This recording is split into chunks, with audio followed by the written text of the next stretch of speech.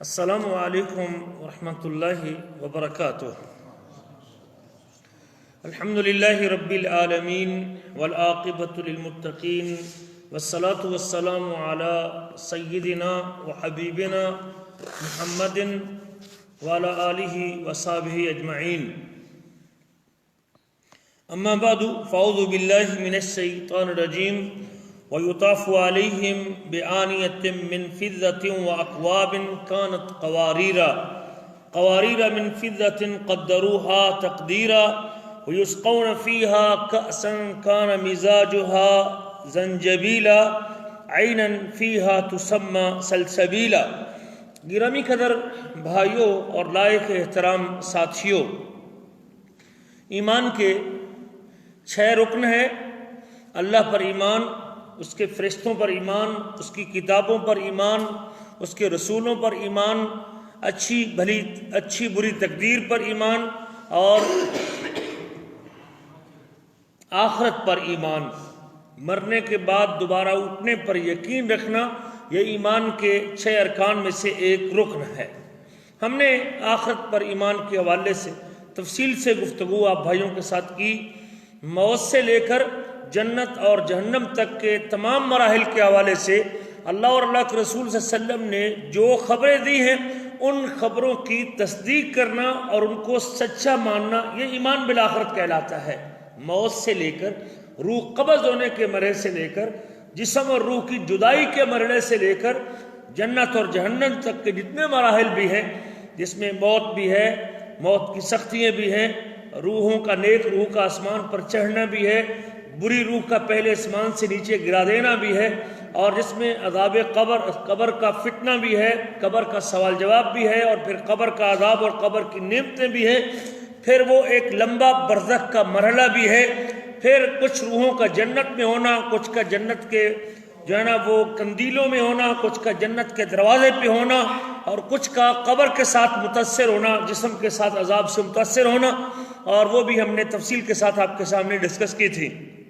پھر اس کے بعد جب برزخ کا یہ مرحلہ گزرے گا تو قبروں سے نکلنے کا مرحلہ، جس کو بعث بعد الموت کہتے ہیں، نشر بھی کہتے ہیں، قبروں سے اٹھنے کا مرحلہ ہے، اور قبروں سے اٹھنے کے بعد پھر حشر کا میدان، لوگوں کو جمع ہونا ہے، پھر رب ذوالجلال کے آنے کا انتظار کرنا ہے کہ اللہ فیصلہ کرنے کے لیے آئیں۔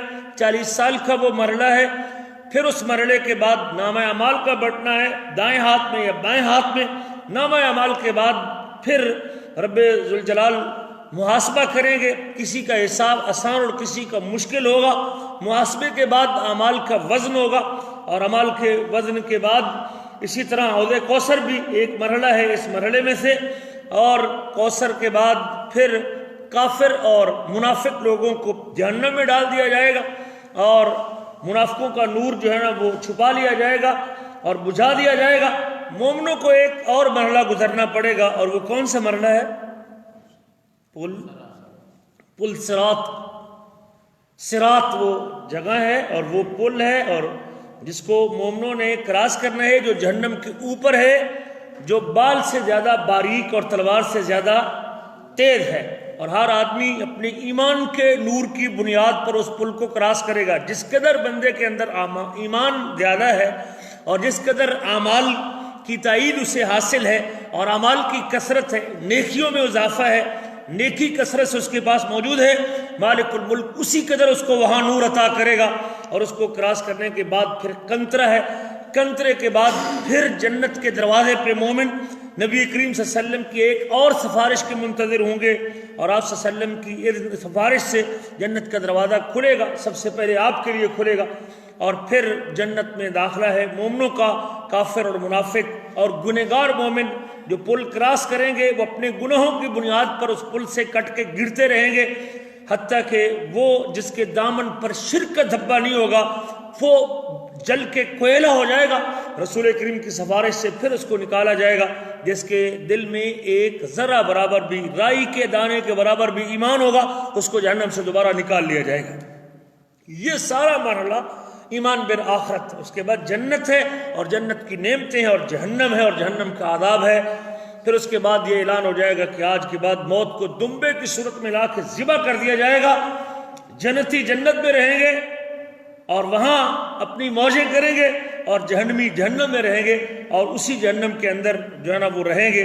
ہاں، جس کے دل میں رتی برابر یا رائی برابر بھی ایمان ہے اس کو نکال لیا جائے گا۔ شفاعت، نبیوں کی شفاعت ہوگی، نبی کریم کی شفاعت ہوگی، مومنوں کی شفاعت ہوگی، صالحین کی شفاعت ہوگی، حافظ قرآن کی شفاعت ہوگی، یہ مختلف شفاعتیں ہوں گی اور اس کی وجہ سے لوگ نکلیں گے۔ لیکن یاد رکھیے گا، شرک ایسا بدترین گناہ ہے، اور اللہ کے ساتھ شرک کرنا ایسا مذموم گناہ ہے کہ اس شخص کی کوئی توبہ وہاں نہیں ہے اور اس کی کوئی معافی نہیں ہے، وہ ہمیشہ ہمیشہ اس جہنم کے اندر جلے گا۔ مجھے اور آپ کو اس حوالے سے پڑھنا چاہیے، شرک کے اوپر، توحید کے اوپر ایک کتاب کا مطالعہ ضرور کریں تاکہ ہم اپنے دامن کو بچا سکیں اور اپنی اولادوں کو بچا سکیں اس بڑی گناہ سے اور اس بڑی کبیرہ گناہ سے۔ جنت کا تذکرہ بھی ہم نے آپ کے سامنے کیا تھا، جنت کی خوشبو کا کیا، اور جنت کے مختلف دروازوں کا کیا، اور دروازوں کی وسعت کا کیا، اور جنت میں چند نعمتیں ہم نے ذکر کی تھی، اور آج ہم نے جنت کے خیموں کے حوالے سے چند گزارشات اور جنت کے برتنوں کے حوالے سے ہم نے آپ سے کرنی ہے۔ اللہ سے دعا ہے کہ اللہ ہمیں سمجھنے سمجھانے کے بعد جنت کی یہ نعمتیں ہم کو عطا کر دے۔ میرے عزیزو، یہ مجالس اور ان مجالس کے اندر ہماری تبدیلی، یہ خیر کی مجلسیں اور یہ دین کی مجلسیں جس سے دل کا زنگ اترتا ہے، اللہ کا قرب ملتا ہے، اللہ کی محبت ملتی ہے، رب کا پیار ملتا ہے، اور اللہ کا جب پیار بڑھتا ہے تو پھر اس کی بندگی کرنے میں مزہ آتا ہے اور لذت محسوس کرتا ہے بندہ۔ تو یقیناً جو آدمی ان مراحل میں اپنی خواہشوں کو قربان کر کے اور اس زندگی میں اپنی خواہشوں کو پیچھے چھوڑ کے اور اپنی خواہشات کو ترک کر کے اللہ کی محبت کو ترجیح دے کے رب کے پیار کو مقدم کر کے نیکی میں آگے بڑھتا ہے، فرائض کی پابندی کرتا ہے، واجبات ادا کرتا ہے، سنتوں کو زندہ کرتا ہے، مالک الملک کل ان کو جنت کی یہ نعمتیں عطا کرنے والا ہے۔ اللہ مجھے اور آپ کو بھی توفیق دے کہ ہم اس عارضی زندگی میں عمل کر کے، نیکی کر کے، عبادت کر کے، حکم مان کے، واجب کو پورا کر کے اور اپنے حبیب کی سنتوں کو زندہ کر کے اللہ تعالیٰ کے ہاں اس جنت کے حقدار بن جائیں اور اللہ تعالیٰ سے کل قیامت کے دن اس جنت کا مطالبہ کرنے والے بن جائیں۔ اللہ فرماتے ہیں سورۃ الدہر میں وَيُطَافُ عَلَيْهِمْ بِآنِيَةٍ مِّن فِضَّةٍ وَأَكْوَابٍ كَانَتْ قَوَارِيرَا، چاندی کے برتن دیے جائیں گے۔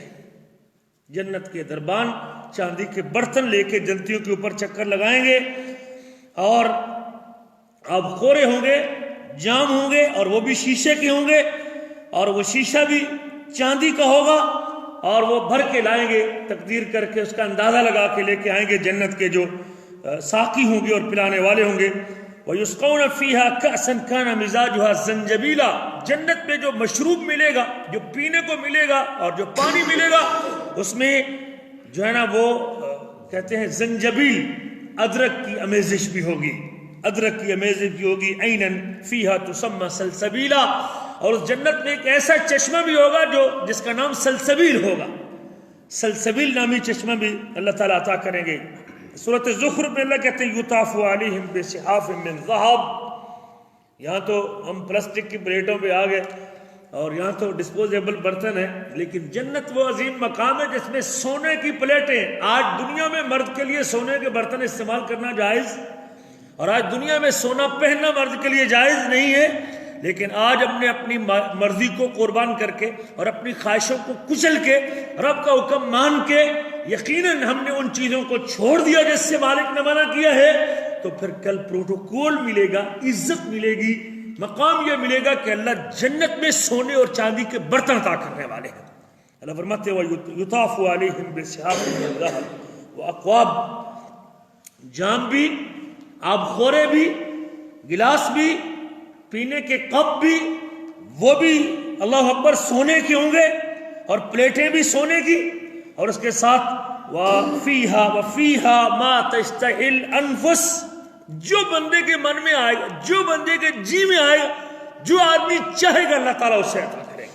وَلَكُمْ فِيهَا مَا تَشْتَهِي أَنفُسُكُمْ وَلَكُمْ فِيهَا مَا تَدَّعُونَ، اور تمہارے لیے جنت میں تمہاری منچاہی چیزیں ملیں گی، تمہاری خواہشوں کی تکمیل ہوگی۔ آج ہم نے اپنی خواہشوں کو قربان کیا، ٹھنڈے پانی سے وضو کرنا مشکل ہے، گرم بستر کو چھوڑنا مشکل ہے، ٹھنڈی کو برداشت کرنا مشکل ہے، لیکن آج جب رب کی محبت میں ہم سب کچھ برداشت کرتے ہیں اور اپنی خواہشوں کو پیچھے چھوڑتے ہیں، اپنے نفس پر ضبط کرتے ہیں، اپنے آپ پہ کنٹرول کرتے ہیں، اللہ کی محبت کو ترجیح دیتے ہیں، کل مالک الملک اس کے سیلے میں جنت میں ہماری ہر خواہش کو پورا کرنے والے ہیں۔ وَلَكُمْ فِيهَا مَا تَشْتَهِي أَنفُسُكُمْ وَلَكُمْ فِيهَا مَا تَدَّعُونَ، تمہارے لیے جنت میں جو تم چاہو گے، جو خواہش کرو گے جنت میں تمہارے لیے ہے۔ وَلَكُمْ فِيهَا مَا تَدَّعُونَ، جس چیز کا مطالبہ کرو گے، جو مانگو گے اللہ تم کو عطا کرے گا۔ لیکن کب ہے؟ جب آج میں نے اپنے آپ پہ ضبط کر لیا، آج میں نے اپنے آپ کو قابو کر لیا، آج میں نے واجب کو پورا کیا، آج اللہ کی مرضی کو پورا کیا۔ اللہ کہتے اپنی کتاب میں وَأَمَّا مَن طَغَىٰ وَأَمَّا مَن طَغَىٰ وَآثَرَ الْحَيَاةَ الدُّنْيَا فَإِنَّ الْجَحِيمَ هِيَ الْمَأْوَىٰ، جس نے حد کو کراس کیا، جس نے حد کو توڑ دیا، جس نے واجب کو چھوڑ دیا، جس نے اللہ کے حکم کو توڑ دیا، جس نے مالک کے منع کردہ کام سے اپنے دامن کو آلودہ کر لیا، زنا کیا، جھوٹ بولا، چغلی، چوری، کوئی بھی کبیرہ گناہ کیا، سزا جہنم ہے۔ فَأَمَّا مَن طَغَىٰ وَآثَرَ الْحَيَاةَ الدُّنْيَا، دنیا کی 4 دنوں کی زندگی کو، 5 مرلے کے مکان کو، دولت کو ترجیح دے کے بیٹھ گیا، کمائیں گے، کھائیں گے، مر جائیں گے، کون پوچھنے والا ہے؟ فَإِنَّ الْجَحِيمَ هِيَ الْمَأْوَىٰ، اس کا ٹھکانہ جہنم کی آگ ہے۔ لیکن اس کے مقابلے میں ایک دوسرا کردار بھی اللہ نے پیش کیا ہے، وَأَمَّا مَنْ خَافَ مَقَامَ رَبِّهِ وَنَهَى النَّفْسَ عَنِ الْهَوَىٰ، مگر وہ شخص جو اپنے اللہ کے سامنے کھڑے ہونے سے ڈر گیا۔ یہ ضبط ہے، یہ کنٹرول ہے۔ اللہ کے سامنے خوف، میرے مالک نے مجھے قیامت کے دن پوچھ لیا تو کیا جواب دوں گا؟ مالک نے حساب لیا تو کیا جواب دوں گا؟ حساب تو جوانی کا بھی ہوگا، بڑھاپے کا بھی ہوگا، مال کے آنے کا بھی ہوگا، اور مال کے خرچ کرنے کا بھی ہوگا کہ کمایا کہاں سے تھا، خرچ کہاں کیا تھا۔ وَأَمَّا مَنْ خَافَ مَقَامَ رَبِّهِ وَنَهَى النَّفْسَ عَنِ الْهَوَىٰ، اپنے آپ کو کنٹرول کر لیا، اپنے آپ پہ ضبط کر لیا، اپنی خواہشوں کو قابو کر لیا، نتیجہ کیا نکلے گا؟ فَإِنَّ الْجَنَّةَ هِيَ الْمَأْوَىٰ، اس کا ٹھکانہ جنت ہے۔ یہ اللہ عطا کرنے والے، یہ نعمتیں اللہ عطا کرنے والے ہیں۔ وَفِيهَا مَا تَشْتَهِي الْأَنفُسُ وَتَلَذُّ الْأَعْيُنُ، ایسی نعمتیں ہیں جو دل کو بھائیں گی، جو دل کو لگیں گی، جو من چاہے گا، اور جو آنکھوں کو لذیذ محسوس ہوگی، آنکھیں جو اس سے لطف اندوز ہوں گی۔ وَأَنْتُمْ فِيهَا خَالِدُونَ، اور تم اس میں ہمیشہ رہنے والے، اور تم اس میں ہمیشہ رہنے والے ہو۔ دائمی زندگی ہے جنت کی، موت نہیں اس میں، بڑھاپا نہیں اس میں، بیماری نہیں اس میں، فقیری نہیں اس میں۔ کیا وہ اللہ تعالیٰ کی جنت ہے؟ میرے عزیزو، اس جنت کے لیے جئیں کہ اللہ تعالیٰ ہمیں قیامت کے دن اس جنت میں داخل کر دے۔ ایک اور مقام پہ اللہ کہتے ہیں سورۃ واقعہ میں، یطوف علیہم ولدان مخلدون، ہمیشہ رہنے والے جو جنت کے خدم ہیں اور جنت کے خدام ہیں، وہ چکر لگائیں گے اس کے اوپر، بِأَكْوَابٍ وَأَبَارِيكَ وَكَأْسٍ مِّن مَّعِينٍ، وہ جام لے کے آئیں گے، آبخورے لے کے آئیں گے جنت کے، اور جام لے کے آئیں گے، اور وہ صاف شراب ان کو ملے گی۔ دنیا میں حرام ہے، اللہ جنت میں دے گی۔ حضرت عبداللہ بن قیس کہتے ہیں کہ نبی کریم فرماتے ہیں اِنَّ فِي الْجَنَّةِ خَيْمَةً مِّن لُؤْلُؤٍ، جنت میں ایک خیمہ ہے جو موتی کا ہے، اور وہ موتی بھی اندر سے خالی ہوگا۔ موتی کتنا بڑا ہوگا؟ عرضها 60 میلا، 60 میل کا وہ ایک موتی ہوگا جنت میں، 60 میل کا ایک موتی، 70 یا 80 کلومیٹر تقریباً 60 میل کے بنتے، 80 کلومیٹر کا، یہاں سے لے کر رس تک وہ ایک موتی ہوگا۔ وہ ایک موتی 60 میل کا ہے، اس کے ہر کونے کے اندر جنتی کی بیوی ہوگی، فی کل زاویۃ منھا اہل ما یرون الآخرین، ہر کونے میں جنت کی جنتی کے لیے اس میں اس کا اہل، اس کی بیوی ہوگی، لیکن ایک دوسرے کو دیکھ نہیں سکیں گے، ایک دوسرے کو دیکھ نہیں سکیں گے، اور وہ مومن اپنی ساری بیویوں کے اوپر چکر لگائے گا اور ان کے پاس جائے گا. وجنتان من فضہ، اور 2 باغ چاندی کے ہوں گے. آنیتہما وما فیہا، اور اس کے اندر جو برتن ہیں اور اس کی ساری جو چیزیں گھر کا سامان وہ بھی چاندی کا ہو. وجنتان من کذا، اور ایک روایت میں وجنتان من ذہب، اور 2 باغ اس کے سونے کے ہوں گے، اور اس کے برتن اور اس کے سارا جو اساس اور اس کا جو فرنیچر اس کی ساری چیزیں بھی سونے کی ہوں گی. کہتے ہیں کہ مومن لوگوں اور اللہ تعالیٰ کے دیدار میں اللہ تعالیٰ کی کبریائی کی چادر ہوگی، اور یہ ہمیشہ کی جنت ہے. ایک اور حدیث کے اندر بھی آتا ہے کہ رب ذوالجلال یہ 2 سونے اور چاندی کے باغ بھی دیں گے. فرمایا جنان الفردوس 4، جو فردوس کے باغ ہیں وہ 4 ہیں. سنتان من ذہب، 2 سونے کے ہیں اور اس کے اندر جو چیزیں ہیں اور برتن ہیں اور زیور ہیں وہ بھی سونے کے ہوں گے، اور 2 چاندی کے ہوں گے اور اس کے اندر برتن اور زیور اور سامان بھی چاندی کا ہوگا. لیکن مومن لوگ رب ذوالجلال کے دیکھنے میں صرف اس کی کبریائی کی چادر اور کبریائی کی چادر حائل ہوگی جو رب ذوالجلال کے چہرے پہ ہوگی. اور اسی جنت کے اندر اس ہمیشہ کی جنت سے نہریں بھی گریں گی اور نہریں بھی آئیں گی. جنت کے ان نعمتوں میں سے ایک نعمت جو اس کے مٹی ہے وہ بھی، اور یہ اس کی اینٹیں ہیں وہ بھی سونے اور چاندی کی. ہم تو کچی اینٹیں اور پکی اینٹوں کے چکر میں، ٹائلوں اور پتھروں کے چکر میں، اپنے گھر کو پکا کرنے کے چکر میں اور اس کے اوپر ماربل لگانے کے چکر میں حلال حرام کا فرق نہیں دیکھتے. جیسے مال آ رہا ہے مکان پکا کرنے کے لیے، پلستر کرنے کے لیے، بڑا کرنے کے لیے، کھلا کرنے کے لیے، اسے جناب سنگ مرمر لگانے کے لیے میری نمازیں چھوٹتی ہیں، میں جھوٹ بولتا ہوں، میں خیانت کرتا ہوں، میں چوری کرتا ہوں، پتہ نہیں کیا کچھ کرتا ہوں، فرائض کو قربان کرتا ہوں، اللہ تعالیٰ کے حکموں کو پامال کرتا ہوں.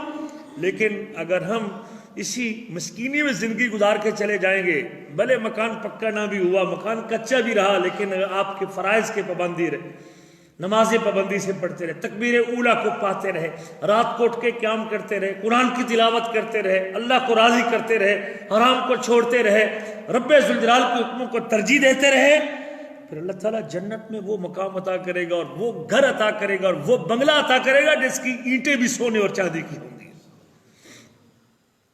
تو سونا ہم دیکھنے کو ترستے رہتے ہیں سونا، لیکن جنت میں اللہ تعالیٰ وہ دے گا مقام. حضرت ابو ہریرہ کہتے ہیں قلنا یا رسول اللہ، ہم نے کہا اللہ کے رسول جنت کے بارے میں بیان کیجیے. کیا تڑپ تھی لوگوں میں جنت کو دیکھنے کی اور جنت کی بات سننے کی. یہ حدیث ہے اللہ کے رسول حدثنا عن الجنت، میں جنت کے بارے میں بیان کی. آج ہمارے پاس تو سننے کے لیے موقع نہیں ہے جنت کے حوالے سے. ہمیں صحابہ کا شوق دیکھیں، جنت کے حوالے سے ان کا ذوق دیکھیں اور تڑپ دیکھیں. نبی کریم صلی اللہ علیہ وسلم کے پاس ایک عورت آئی، اللہ کے رسول مجھے مرگی کا دورہ پڑتا ہے اور میرے لیے دعا کریں کہ اللہ تعالیٰ مجھے شفا دے، میرا جسم ننگا ہو جاتا ہے. نبی کریم فرماتے ان شئت دعوت لک، اگر تو چاہتی ہے تیرے لیے دعا کر دیتا ہوں، رب تجھے شفا عطا کر دے گا. اور اگر تو چاہتی ہے کہ صبر کرے، ان شئت صبرت فلک الجنہ، اور اگر تو چاہتی ہے تو اس بیماری پہ صبر کرے، میں محمد تجھے جنت کی گارنٹی دیتا ہوں. وہ خاتون کہتی ہے اللہ کے رسول اگر اس بیماری پر صبر کرنے سے جنت ملتی ہے تو میں صبر کر لیتی ہوں. لیکن ایک بات میری یہ ہے کہ جب بیماری کا دورہ پڑتا ہے، مرگی کا دورہ پڑتا ہے تو میرا جسم ننگا ہوتا ہے، لیکن بیہوشی کی حالت کے اندر بھی مجھے اپنے جسم کا ننگا ہونا برداشت نہیں ہوتا. میرا چہرہ کھل جاتا ہے یا جسم میرا اگر کپڑا اتر جاتا ہے مجھے پتہ نہیں چلتا. تو اللہ سے دعا کریں کہ میرا جسم ننگا. نبی کریم نے دعا کی اور پھر کبھی اس کو دورہ پڑتا بھی تھا تو اس کا جسم ننگا نہیں ہوتا. ہم اگر مصائب پہ صبر کرتے ہیں، اللہ کے رسول فرماتے ہیں اللہ تعالیٰ اگر کسی کی 2 نعمتیں چھین لیتا ہے، 2 آنکھیں لے لیتا ہے، اللہ تعالیٰ اس کو اس کے بدلے میں کیا عطا کرے گا؟ جنت عطا کرے گا اس کے بعد. ہم سے تو 2 ریال بھی گم ہو جائے تو ہم روڈم پھرنا شروع کر دیتے، پتہ نہیں کتنے 200 گم ہو جائے تو رات میں ساری رات نیند نہیں آتی سے. لیکن وہ لوگ تھے کہ اس قسم کی اگر دنیا کی مصائب کو سہنا جنت کی محبت میں اور جنت کے پیار میں، یہ ان کی جنت کے ساتھ لگاؤ تھا. حضرت ابو ہریرہ کہتے ہیں اللہ کے نبی جنت کے بارے میں ذرا بیان کیجیے، اس کی بلڈنگیں کیسی ہوں گی، اس کے محل کیسے ہوں گے. فرمایا لبنۃ ذہب و لبنۃ فضہ، اس کی ایک اینٹ سونے کی ہوگی اور ایک چاندی کی ہوگی. وملاتها المسک الاظفر، اور جو اس کا پلستر ہوگا اور اس کے اوپر جو اینٹوں کے اوپر پلستر ہوگا وہ مسک اور کستوری کا ہوگا. اللہ اکبر. آج کستوری سانتے ویکھن نہیں لبھی، خریدنے کی دور کی بات.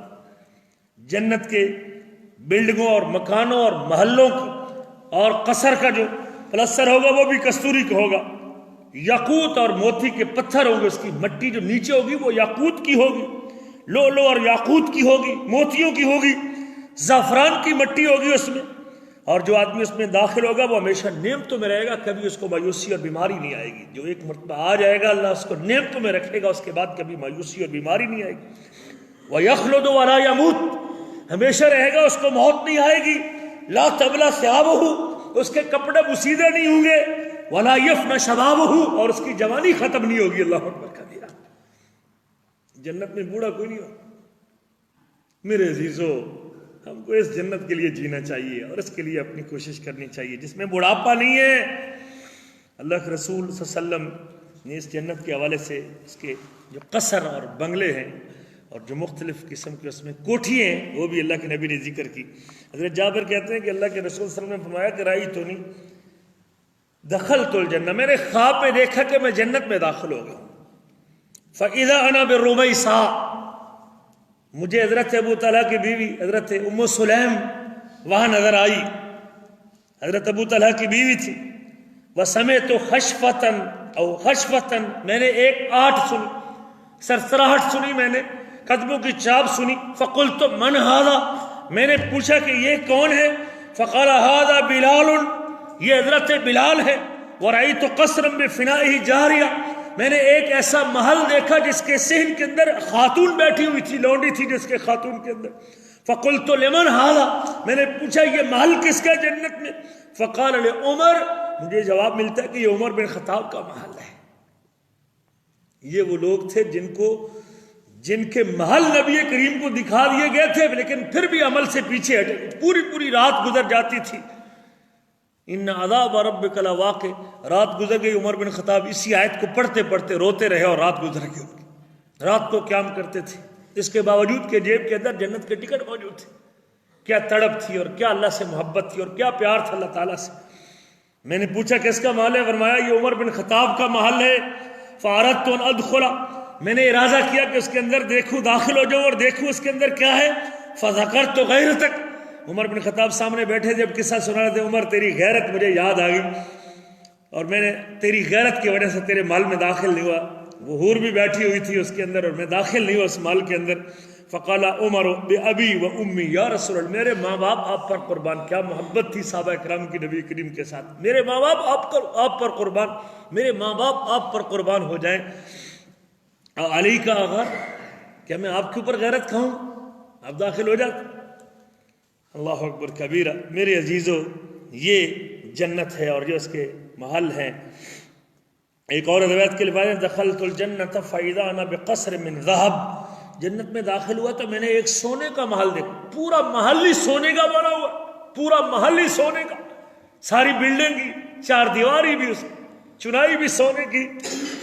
فقلت لمن هذا القصر، میں نے پوچھا یہ قصر اور یہ محل کس کا ہے؟ قالوا للشباب من قریش، یہ قریش کے ایک نوجوان کا ہے. فظننت انی انا ہوں، میں نے خیال کیا کہ وہ میں ہوں گا. فقلت لمن ہوا، پھر میں نے سوال کیا کہ وہ کون ہے؟ فقالوا لعمر بن الخطاب، جنت کا وہ سونے کا بنگلہ عمر بن خطاب کا ہے، اللہ نے جو بنا کے رکھا ہے. فلولا ما علمت من غیرتک لدخلت، عمر اگر تیری غیرت کا مجھے پتہ نہ ہوتا تو میں اندر سے تیرا محل بھی دیکھ کے آتا. یہ جنت کے محل ہیں. جنت میں درخت بھی ہے. رسول کریم فرماتے ہیں ان فی الجنت لشجرۃ، جنت میں ایک ایسا درخت بھی ہے یسیر الراکب فی ظلھا 100 عام، جس کے سائے میں 100 سال تک بندہ سفر کرتا رہے گا. اور ایک روایت کے الفاظ ہیں 100 سال تک اپنے تیز رفتار گھوڑے کو دوڑاتا رہے گا. لا یقطعها، لیکن 100 سال گھوڑے پر چڑھنے کے باوجود اور دوڑانے کے باوجود بھی جنت کے درخت کا سایہ ختم نہیں ہوگا. ہم تو 5 مرلے کے مکان کے لیے بھائی سے لڑائی لے کے بیٹھے. ہم تو ایک بالشت اور ایک دیوار کی خاطر اپنے بھائی سے بول چال ختم کی. بھی تیرا بھائی ہے جی، بول چال کوئی نہیں. کیوں جی؟ مسئلہ دیوار کا ہے. وہ کہتا ہے یہ دیوار تیری طرف ہوگی اور میں کہتا ہوں اس کی طرف ہوگی. ایک بالشت دیوار ہم سے برداشت نہیں اپنے بھائی. نبی کریم فرماتے ہیں میں جنت کے درمیان میں اس بندے کو گھر کی ضمانت دیتا ہوں جو لڑائی چھوڑ دیتا ہے، حقدار ہونے کے باوجود لڑائی چھوڑنے کے لیے جھگڑا ختم کر دیتا ہے، اس کے باوجود کہ اس کا حق ہے۔ ہمیں یہ جنت کے اوپر سوچنا چاہیے۔ ہم اسی 4-5 مرلے 2.5 مرلے کے مکان کے لیے پتہ نہیں کیا کچھ کرتے ہیں، کیا پاپڑ بیلتے ہیں، کس قدر اللہ کو ناراض کرتے ہیں، کتنی نمازیں ہماری چھوٹتی۔ لیکن خوش نصیب آدمی ہے جس کو اللہ یہ جنت عطا کر دے گا، اللہ ہمیں بھی وہ عطا کر دے۔ ایک اور روایت بخاری مسلم کے لیے سے ان فی الجنت شجرۃ، جنت میں ایک درخت ہے، یسیر راکب الجواد المزمر، تیز رفتار گھوڑا اس کے اوپر چلے گا سوار 100 سال تک ما یکتا، اور اس کا وہ سایہ نہیں کراس کر سکے گا۔ اللہ اکبر کبیرہ۔ میرے عزیزو، نبی کریم نے فرمایا ہے من قال سبحان اللہ مرتن غرست لہ نخلۃ فی الجنہ، اگر آپ بھی چاہتے ہیں کہ ہمارے جنت میں درخت بڑھے تو پھر سبحان اللہ پڑھا کریں۔ جنت میں درخت لگتا ہے، ہم شاید پتہ نہیں 1 مہینہ اپنے پلاٹ کی قسط دینے کے لیے 1 مہینہ کس قدر بڑی مشکل سے جو ہے نا وہ اپنے پیسے بچا لیتے ہیں، 500 ریال 1000 ریال، لیکن یاد رکھیں اگر آپ جنت میں اپنا قبضہ کرنا چاہتے ہیں تو پھر اس کے لیے کیا ہے؟ سبحان اللہ۔ جب بندہ کسی جگہ پہ زمین لیتا ہے نا تو قبضہ کرنے کے لیے اس میں کیا لگاتا ہے؟ درخت لگا دیتا ہے۔ اپنا قبضہ کرنے کے اپنے درخت لگاتا ہے، باغ لگا دیتا ہے، 4 دیواری بنا دیتا ہے۔ اگر آپ بھی چاہتے ہیں کہ جنت میں میری بھی کوئی زمین بک ہو جائے تو اس کے لیے کیا کرنا چاہیے؟ سبحان اللہ، سبحان اللہ و بحمدہ، اللہ کا ذکر، اس کی پاکیزگی، اس کو آپ، اور اس سے جلا ملتی ہے، دل کو تازگی ملتی ہے، دل کا زنگ اترتا ہے۔ نبی کریم صلی اللہ علیہ وسلم فرماتے ہیں جب مجھے معراج کروایا گیا تو معراج کے سفر میں لقیت ابراہیم علیہ السلام، میری ملاقات حضرت ابراہیم علیہ السلام سے ہوئی۔ ابراہیم علیہ السلام نے مجھے ملنے کے بعد کیا کہا؟ اے محمد، یا محمد اقر امتک منی سلام، اپنی امت کو میرا سلام کہنا۔ اس سے آپ اپنا منصب بھی پہچانی، اپنا مقام بھی دیکھیے کہ آپ کا مقام کتنا ہے۔ امت محمدیہ کس قدر عظیم امت ہے کہ نبی کریم معراج کے سفر میں حضرت ابراہیم علیہ السلام سے ملتے، اور ابراہیم علیہ السلام ملاقات کے بعد سب سے پہلا پیغام آپ کے نام بھیجتے ہیں کہ اپنی امت کو میرا سلام کہنا، اپنی امت کو میرا سلام کہنا۔ کاش کہ ہم وہ امتی بن جائیں جن کو ابراہیم علیہ السلام کی سلامتی کی دعا لگ جائے، اپنی امت کو میرا سلام کہنا۔ وَأَخْبِرْهُمْ أَنَّ الْجَنَّةَ طَيِّبَةُ التُّرْبَةِ، اور ان کو بتانا اور خبر دینا کہ جنت کی زمین بڑی زرخیز ہے، وَعَذْبَةُ الْمَاءِ، اور جنت کا پانی بڑا میٹھا ہے، وَهِيَ قِيعَانٌ أَوْ قِيعَانٌ، اور وہ چٹیل میدان کھلی زمین پڑی ہوئی ہے، وَغِرَاسُهَا سبحان اللہ والحمد للہ ولا الہ الا اللہ واللہ اکبر، اور اس جنت میں کوئی شجر کاری کرنا چاہتا ہے، درخت لگانا چاہتا ہے، اس جنت میں اپنی پنیری لگانا چاہتا ہے، وہ کس طرح لگے گی؟ سبحان اللہ والحمد للہ ولا الہ الا اللہ واللہ اکبر۔ یہ جنت کی شجر کاری ہے، سبحان اللہ والحمد للہ ولا الہ الا اللہ واللہ اکبر۔ یہ 4 جملے ہیں، بڑے عظیم جملے ہیں بھائی۔ جنت میں درخت بڑھانا چاہتے ہیں، اور درخت کا سایہ تو آپ نے دیکھ لی کہ 100 سال تک گھوڑے پہ بندہ چڑھا رہے، لیکن جنت کے درخت کا سایہ ختم، کتنی زمین اس کے قبضے میں آ جائے گی۔ جنت بڑی جنت ہے، بہت بڑی جنت ہے اللہ تعالیٰ کی، اور اس کے درختوں کا ذکر بھی اللہ کے نبی صلی اللہ علیہ وسلم نے کیا ہے۔ انشاءاللہ ہمارا چونکہ ٹائم پورا ہو چکا ہے، اگلے درس میں ہم جنت کے درجات کو ذکر کریں گے، اور جنت میں کسی کو جنت کے پھلوں کا ذکر کریں گے، اور جنت کی باقی نعمتوں کا تذکرہ کریں گے۔ اللہ سے دعا ہے کہ اللہ تعالیٰ ہمیں اپنی سستیاں، کاہلیاں اور کمیاں ختم کرنے کی توفیق نصیب فرمائے، اللہ تعالیٰ ہم کو یہ جنت عطا کر دے۔ میرے عزیزو، یہ زندگی ہے، یہ زندگی ہے، جنت اللہ عطا کر دے ہماری۔ آج تھوڑی سی خواہشوں کو قربان کرنے کی وجہ سے، اپنے اللہ کی محبت کو بیدار کرنے کی وجہ سے، رب کے پیار کو زندہ کرنے کی وجہ سے، اپنے رسول کی اتباع کرنے کی وجہ سے اللہ تعالیٰ ہم کو جنت عطا کر دے، یہ سب سے بڑی نعمت ہے۔ اللہ ہمارے گناہوں کو معاف فرمائے، اللہ ہماری پریشانیوں کو دور فرمائے، اللہ تعالیٰ ہمیں خیر کے اسی راستے پہ چلتے رہنے کی توفیق نصیب فرمائے، اللہ تعالیٰ ہمیں عمل کی توفیق نصیب فرمائے۔ میرے بھائیوں، ہم بڑی دیر سے کلمہ گو ہیں، مسلمان ہیں، لیکن عمل کی بڑی کمی ہے ہمارے اندر۔ ہم فرض نماز چھوڑ دیتے ہیں، فرض نماز، لوگوں کو نماز یاد تک نہیں۔ بھائی المیہ یہ ہم نے پچھلی دنوں سرائیہ میں ایک بندے سے نماز سنی، اس کو نماز، کئی لوگ ہیں جن کو نماز بھی نہیں یاد، صرف کھڑے ہو جاتے ہیں صف میں، لیکن نماز، کسی کو تشہد نہیں آتا، کسی کو درود شریف نہیں آتا، کسی کو فاتحہ نہیں آتی، کسی کو قل اللہ نہیں آتی۔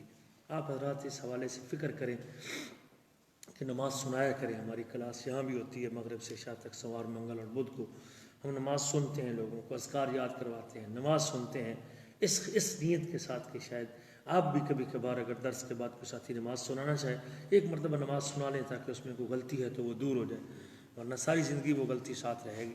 اور یہ فکر کریں کہ اللہ تعالیٰ ہمیں نیکی کی اور خیر کی توفیق نصیب فرمائے، اللہ آپ کا آنا قبول و منظور فرمائے، اللہ تعالیٰ ہمارے گناہوں کو معاف فرمائے، اللہ ہمیں ہماری پریشانیوں کو دور فرمائے، اللہ ہمیں اپنی محبت نصیب فرمائے اور اپنے حبیب اور اپنے محبوب نبی کی محبت نصیب فرمائے، اور اللہ تعالیٰ ہمارے بچوں کو نیک اور صالح بنائے، اللہ ہمیں اپنے والدین کا فرما بردار بنائے، اللہ ہمارے بچوں کو ہمارا فرما بردار بنائے، اللہ جن کے والدین فوت ہو چکے ہیں ان کی قبروں کو منور فرمائے، آخرت کو بہتر فرمائے، اور ہمارے بھائی، کل بھی میں نے اعلان کیا تھا کہ ہمارے ایک بہت بڑے عالم دین شیخ عبدالصمد رفیقی اللہ کو پیارے ہو گئے ہیں، دعا کریں اللہ تعالیٰ ان کے جو رستہ ہے وہ اگلا آسان فرمائے، اللہ ان کو جنت میں اعلیٰ مقام نصیب فرمائے۔ اور ہمارے ایک دوسرے بھائی سرور بھائی یہاں بلدیہ میں ملازم میں آتے رہتے کبھی کبھی درس میں، ان کے بھائی وہاں ابہا میں تھے اور ان کا برین ہیمریج ہوا ہے، شریان پھٹی ہے اور وہ فوت ہو چکے ہیں، دعا کریں کہ اللہ تعالیٰ ان کی اگلی منزل آسان کرے اور ان کی پریشانی دور فرمائے، اور اللہ تعالیٰ ان کو صبر دے، ان کے بھائی کو صبر دے، ان کے بچوں کو صبر دے، اور اللہ تعالیٰ مرحوم کی